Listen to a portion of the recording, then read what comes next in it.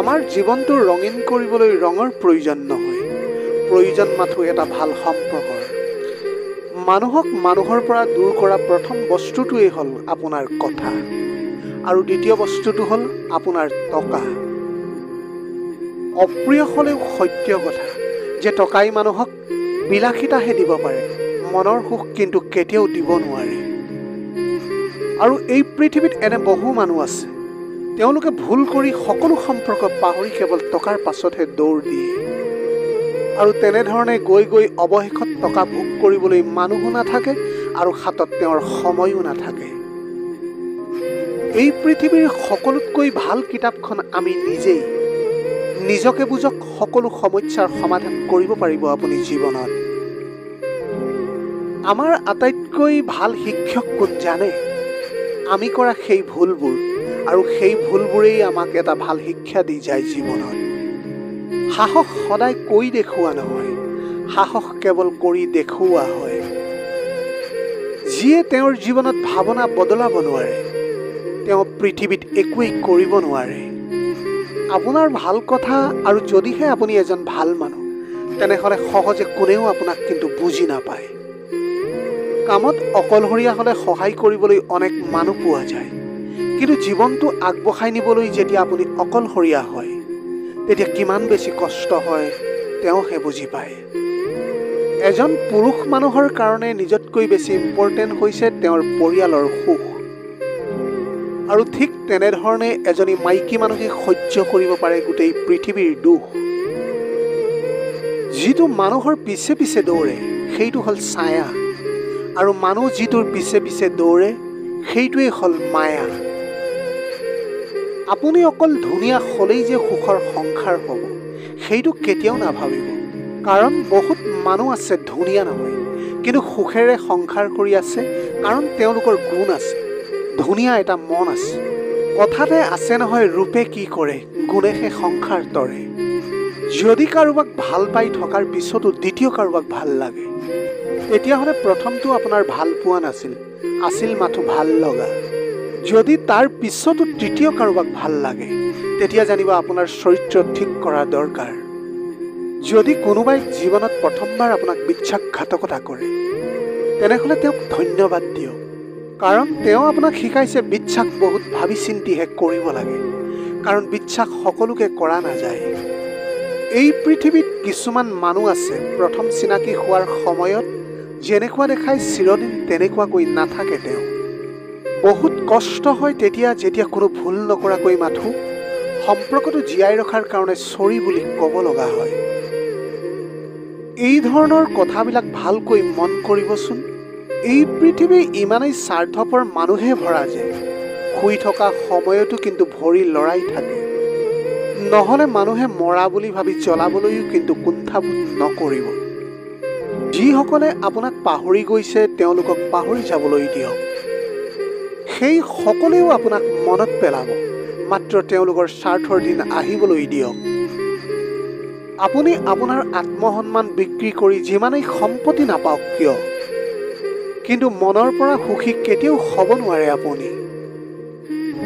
বৰ্তমান সমাজত সম্বন্ধবোৰ জীয়াই ৰাখিবলৈ কেতিয়াবা বোবা, কেতিয়াবা কলা আৰু কেতিয়াবা অন্ধ হ'বলগীয়া হয়। আজিকালি স্বাৰ্থ থাকিলেহে মানুহে আপোনাক মনত পেলাব, নহ'লে প্ৰত্যেকৰে সময়ৰ অভাৱ আপোনাৰ বিষয়ে চিন্তা কৰিবলৈ।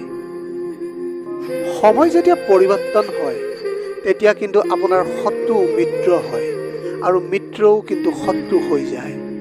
সেয়েহে বিশ্বাস সদায় নিজৰ ওপৰতে কৰিব, আনৰ ওপৰত নহয়। আপুনি আপোনাৰ জীৱনত প্ৰত্যেককে গুৰুত্ব দিয়ক, কাৰণ যিবোৰ ভাল হয় তেওঁলোকে সংগ দিব, আৰু যিবোৰ বেয়া তেওঁলোকে আপোনাক এটা শিক্ষা দিব। এই পৃথিৱীত জীৱনটো সকলোৰে কিন্তু সলনি হৈ গৈছে। আজিকালি সুখী হোৱাতকৈ সুখী দেখুওৱা বেছি দৰকাৰী হৈ পৰিছে। বহুত কঠিন সেই লোকক পেলোৱাটো যি লোকে খোজকাঢ়িবলৈ উজুটিত শিকে। জীৱনত যদি আপুনি এনেকুৱা মানুহ লগ পায় যিয়ে আপোনাৰ যিকোনো কামত এইটো নকৰিবা সেইটো নকৰিবা আদি উপদেশ দিয়ে, তেন্তে তেনেলোকক ধন্যবাদ দিব। কাৰণ যিখন বাগিচাত মালি নাথাকে সেই বাগিচা শেষ বা বেয়া হৈ যায়। আপুনি সফলতাৰ যুদ্ধ অকলেই কৰিব লাগে আৰু জিকাৰ সময়তহে তাৰ মজাটো পোৱা যায়। জীৱনত যদি কেতিয়াবা বেয়া দিনৰ মুখামুখি হয়, তেন্তে এই কথাষাৰ সদায় মনত ৰাখিব, সেই দিনটো বেয়া আপোনাৰ জীৱনটো নহয়। বতাহত শুনা কথাবোৰ কেতিয়াও বিশ্বাস নকৰিব, কাৰণ কাণৰ কেঁচা মানুহে প্ৰায় প্ৰকৃত বন্ধু হেৰুৱাই পেলায়। যেতিয়া নিজৰ ভুল নোহোৱাকৈ যদি কোনো ব্যক্তিয়ে আপোনাৰ ওচৰত ক্ষমা খোজে, তেন্তে সদায় মনত ৰাখিব হয়তো সেই মানুহজনে আপোনাৰ পৰা কিবা আশা আছে, নতুবা তেওঁ আপোনাক হেৰুৱাব নিবিচাৰে। জীৱনত এই 5টা তিতা সত্য কথা সদায় মনত ৰাখিব। 1 নম্বৰ, সলনি হৈ যায় সেইসকল সময়ৰ দৰে যাক আপুনি জোখতকৈ বেছি সময় দিছিল। 2 নম্বৰ, যিজনক আপুনি আপোন বুলি ভাবিছিল, শেষত সেইজনেই আপোনাক দুখ কষ্ট দি গুচি যায়। 3 নম্বৰ, সদায় সহজে পোৱা বস্তু বেছি দিন নাযায় আৰু বেছি দিন থকা বস্তু সোনকালে পোৱা নাযায়। 4 নম্বৰ, দূৰত্বই আমাক শিকায় ওচৰত থকা বস্তুৰ মূল্য কিমান। 5 নম্বৰটো হ'ল, পইচাৰ শব্দই সত্যক চুপ কৰি দিয়ে আপোনাৰ জীৱনত। যেতিয়া জেপত পইচা থাকিব তেতিয়া মানুহে তেওঁলোকৰ ৰং দেখুৱাব, আৰু যেতিয়া পইচা নাথাকে তেতিয়া মানুহে আপোনাৰ ৰং চাব। এই পৃথিৱীত মানুহে আপোনাৰ বিষয়ে হাজাৰটা কথা ক'ব, কিন্তু আপুনি সকলোবিলাক আওকাণ কৰি চলিবলৈ চেষ্টা কৰিব। কাৰণ আপুনি যদি আনৰ কথাত কাণ দিয়ে, তেনেহ'লে আপুনি এদিন নিজকে হেৰুৱাই পেলাব লাগিব। চকু আৰু কপালৰ মাজত জন্মগত পাৰ্থক্যটো হ'ল, চকুক যিটো ভাল লাগে, কপালে সেইটোক ছাপোৰ্ট নকৰে।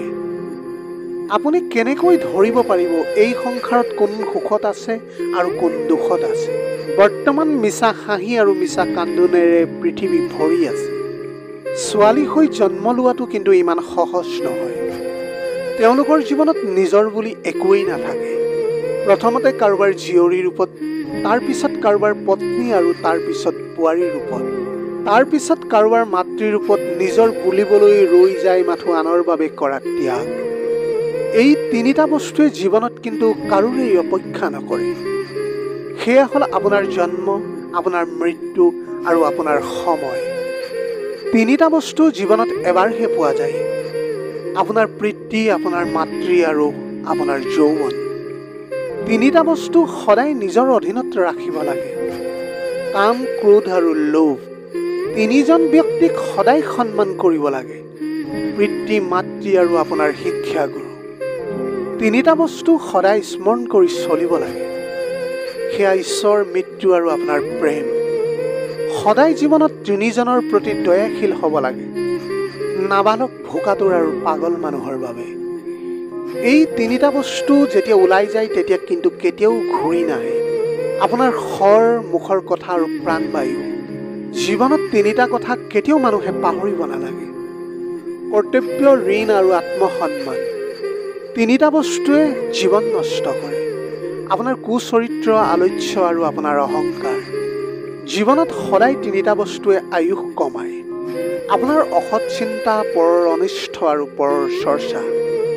3টা বস্তুৱে আপোনাৰ জীৱন মহৎ কৰি তোলে, আপোনাৰ সৎ চিন্তা, পৰিশ্ৰম আৰু আপোনাৰ অধ্যয়ন।